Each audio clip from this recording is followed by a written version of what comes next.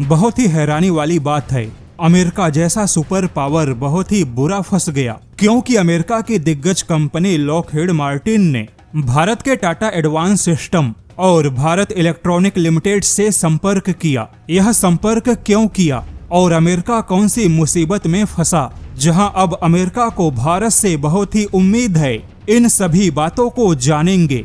लेकिन उससे पहले बता दे, ट्रंप जिन्होंने भारत को धमकाने में कोई कमी नहीं छोड़ी। ट्रंप ने बयान दिया कि अमेरिका के पास अनलिमिटेड मिसाइल है, लेकिन ट्रंप के इस अनलिमिटेड मिसाइल वाले बयान की हवा निकल गई।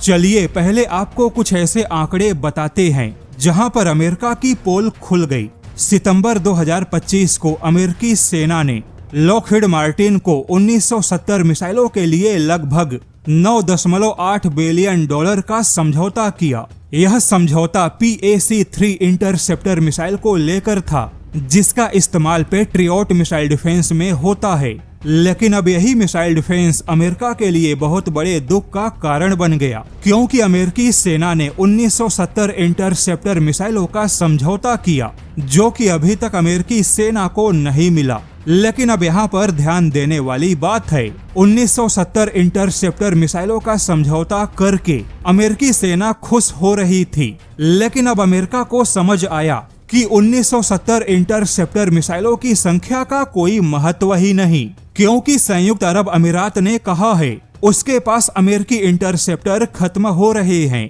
क्योंकि संयुक्त अरब अमीरात ने 6 पेट्रियट बैटरियों को एक्टिव किया था, जिससे कि 390 से ज्यादा PAC-3 इंटरसेप्टर मिसाइल को फायर किया जा चुका है। और अब संयुक्त अरब अमीरात को मजबूरी में साउथ कोरिया के इंटरसेप्टर का इस्तेमाल करना पड़ा, यानी ईरान के सैकड़ों हजारों मिसाइल और ड्रोन अटैक के सामने 1000 या 2000 इंटरसेप्टर मिसाइलों का कोई महत्व ही नहीं। अब यहाँ पे ट्रंप के अनलिमिटेड मिसाइल के दावे की हवा निकल गई, क्योंकि सुपर पावर अमेरिका के पास में भले ही सुपर बैलिस्टिक मिसाइलें मौजूद हैं और अमेरिका के पास में बम की कोई कमी नहीं, किंतु इंटरसेप्टर मिसाइल के मामले में अमेरिका फंस गया। और अब अमेरिका की लॉकहीड मार्टिन ने भारत इलेक्ट्रॉनिक्स लिमिटेड और टाटा एडवांस कंपनी से सप्लाई चेन के लिए संपर्क किया है। हालांकि भारत का अमेरिका के मिसाइल डिफेंस के उत्पादन से सीधे कोई लेना देना नहीं है, लेकिन अमेरिका की डिफेंस कंपनी इस समय गंभीर उत्पादन संकट का सामना कर रही है। ऐसे में अमेरिकी डिफेंस कंपनी ने भारत की डिफेंस कंपनियों से एलॉयज और कंपोजिट सामग्री के सप्लाई चेन को बढ़ाने की मांग की है, ताकि अमेरिकी मिसाइलों के एयर फ्रेम के उत्पादन को तेजी से बढ़ाया जा सके।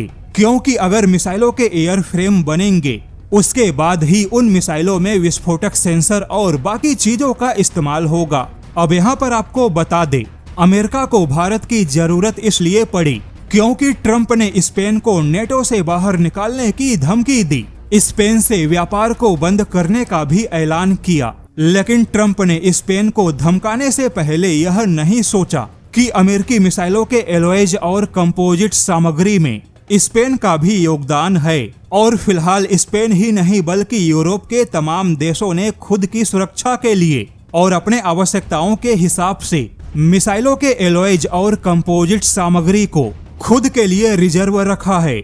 यानी कि अब यहाँ पर कुल मिलाकर सुपर पावर होकर भी अमेरिका अपने ही महंगे मिसाइलों के उत्पादन के जाल में फंस गया, क्योंकि यहाँ पर कहीं ना कहीं ईरान के सस्ते ड्रोन और मिसाइलों की उत्पादन ताकत अमेरिका से ज्यादा है। हालांकि अमेरिका यहाँ पर केवल बमबारी की ताकत से ईरान में तबाही मचा सकता है, किंतु इंटरसेप्टर मिसाइलों के मामले में अमेरिका मुश्किल में दिखाई दे रहा है।